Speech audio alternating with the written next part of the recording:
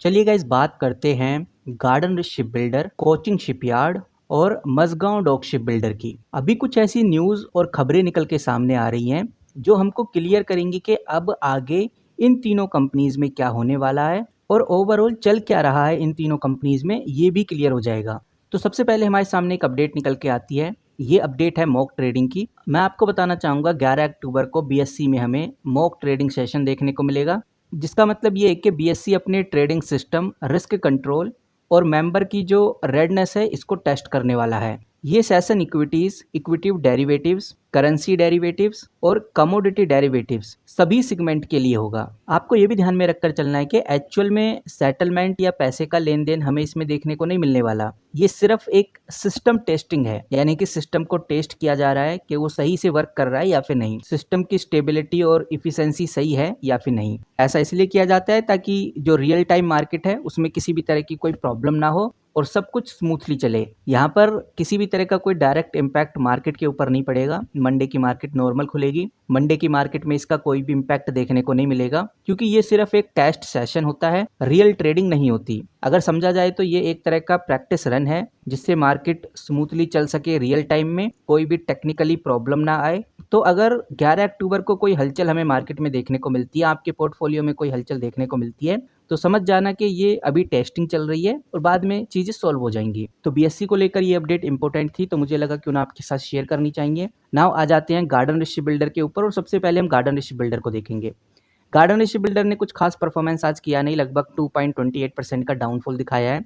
Overall defence sector कोई खास performance कर नहीं रहा, लेकिन हम गार्डन शिप बिल्डर को लेकर ऑलरेडी डिस्कस कर चुके हैं, जहां हमने जाना कि भाई गार्डन शिप बिल्डर के हाथ में एक अच्छी अपॉर्चुनिटी लगी है। ये अपॉर्चुनिटी है सेंटम इलेक्ट्रॉनिक लिमिटेड को लेकर, और मैं पहले भी बता चुका हूं कि ये जो सेंटम इलेक्ट्रॉनिक लिमिटेड है काफ़ी पावरफुल कंपनी है। इस कंपनी के साथ गार्डन शिप बिल्डर का एमओयू साइन हो चुका है और ये दोनों कंपनीज मिलकर नेवी के लिए एक modern and high tech electronic system बनाने जा रही हैं, जिसका यूज नेवी के शिप और सबमरीन के अंदर काफ़ी ज़्यादा किया जाएगा। इसका काम सही डायरेक्शन, पोजीशन, स्पीड और लोकेशन बताने का रहेगा। इसमें सबसे एडवांस जीपीएस, सेंसर, रडार और कम्युनिकेशन सिस्टम्स लगाए जाएंगे ताकि नेवी को चैलेंजिंग कंडीशन में भी ये शिप उनकी पूरी हेल्प कर सके।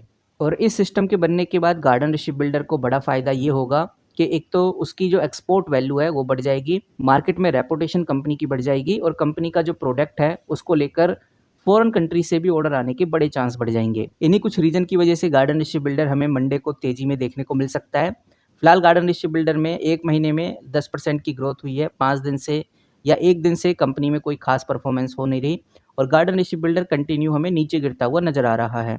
बाकी देखते हैं कि भाई गार्डन शिप बिल्डर में आगे क्या होता है। नाउ अगर हम बात करें अगली कंपनी यानी कि मझगांव डॉक शिप बिल्डर की, तो आपको बताना चाहूँगा मझगांव डॉक शिप बिल्डर में भी कोई खास परफॉर्मेंस हो नहीं रही और बहुत सारे लोग कह रहे हैं, यहाँ पर सिर्फ एक इन्वेस्टर की बात नहीं हो रही, बहुत सारे इन्वेस्टर ये बात मानते हैं कि जो मझगांव डॉक शिप बिल्डर है यहाँ पर ऑपरेटर्स, एफआईआई यानी फॉरेन इन्वेस्टर्स और गवर्नमेंट के लोग मिलकर प्राइस मैनिपुलेट करते हैं। ऐसा एलिगेशन पब्लिक्स में लगाया जा रहा है। बोला जा रहा है कि भाई जब भी निफ्टी ऊपर जाता है, यहाँ पर बोला जाता है कि भाई निफ्टी 50 ऊपर जा रहा है, लेकिन मझगांव डॉक शिप बिल्डर में कोई हलचल नहीं हो रही। आप इधर देखिए, निफ्टी 50 भी लगभग 0.41% की दर से बढ़ रहा है।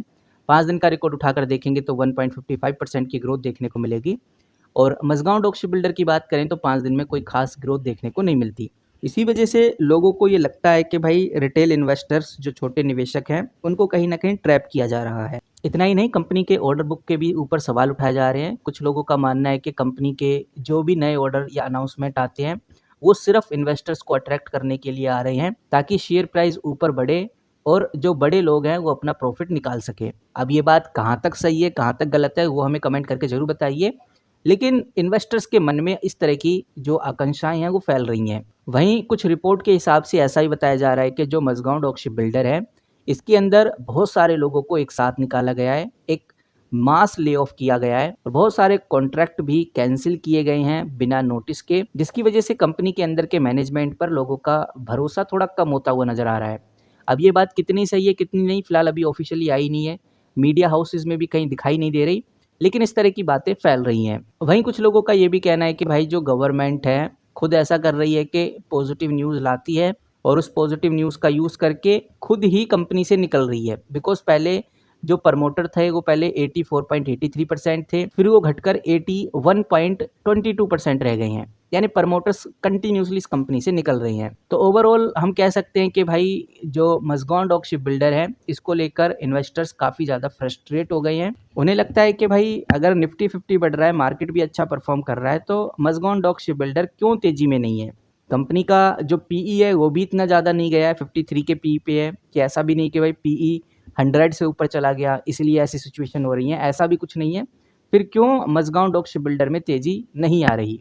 इन सब चीज़ों के चलते हुए ज़्यादातर इन्वेस्टर फिलहाल तो मज़गाओं डॉक शिप बिल्डर में काफ़ी ज़्यादा फ्रस्ट्रेट हो गए हैं। अब देखते हैं कि भाई आगे क्या चीज़ें हमें देखने को मिलती है इस कंपनी के रिगार्डिंग। चलिए गाइस, अब बात करते हैं अगली कंपनी यानी कि कोचिंग शिपयार्ड लिमिटेड की। कोचिंग शिपयार्ड लिमिटेड भी एक ऐसी ही कंपनी है, ज़्यादातर लोग डिसअपॉइंटेड नज़र आ रहे हैं, थोड़े फ्रस्ट्रेटेड नज़र आ रहे हैं।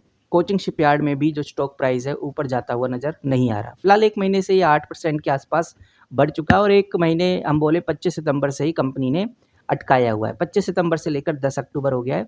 इसी में लोग काफ़ी ज़्यादा कन्फ्यूज़ हो गए हैं। यहाँ पर इन्वेस्टर इस सिनेरियो को देखकर मानते हैं कि कोचिंग शिपयार्ड अभी गिर रहा है और ये कंपनी अभी कंसोलिडेट फेस में है।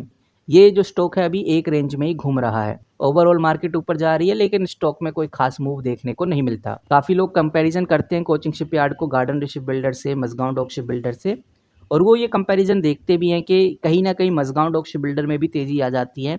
गार्डन शिप बिल्डर इन दोनों कंपनी से अच्छी खासी तेज़ी में रहता है, लेकिन कोचिंग शिपयार्ड जल्दी से हिलता नहीं है। कोचिंग शिपयार्ड में कोई खास बदलाव देखने को नहीं मिलते, इसीलिए कंपैरिजन लोग करते हैं कि भाई कोचिंग शिपयार्ड में तेज़ी क्यों नहीं आ रही। वहीं तमिलनाडु से भी कंपनी को 15,000 करोड़ का एक नया शिपयार्ड प्रोजेक्ट का ऑर्डर मिला था। एचडी कोरिया शिप बिल्डिंग के साथ भी कंपनी ने कोलैबोरेशन अनाउंस किया। कई इन्वेस्टर कह रहे थे कि भाई कंपनी में पॉजिटिव न्यूज़ है, इफेक्ट होगा कंपनी में, लेकिन ऐसा कुछ भी इफेक्ट कंपनी में देखने को नहीं मिला। कुछ लोग बोल रहे हैं कि भाई ये जो खबरें हैं इनका इम्पैक्ट ऑलरेडी कोचिंग शिपयार्ड में हो चुका है, अब कोई खास इम्पैक्ट देखने को नहीं मिलेगा। बाकी आप कैसे देखते हैं कोचिंग शिपयार्ड को, कमेंट करके ज़रूर बताइए। ओवरऑल एक बात समझ में आ रही है, चाहे वो गार्डन शिप बिल्डर हो, कोचिंग शिपयार्ड हो, मज़गाओं डॉक शिप बिल्डर हो, ये तीनों कंपनीज एक तरह से रुक सी गई हैं, एक कंसोलिडेट जोन में आ गई है। जब तक डिफेंस सेक्टर में कोई बड़ा बदलाव, कोई बड़ी खबर हमें देखने को नहीं मिल जाती, तब तक इन तीनों कंपनीज़ में कोई ख़ास तेज़ी देखने को नहीं मिलने वाली, क्योंकि ये कंपनी ऑलरेडी अपने पीई से काफ़ी हाई निकल गई हैं, अपने पीई से काफ़ी ज़्यादा अचीव कर लिया है।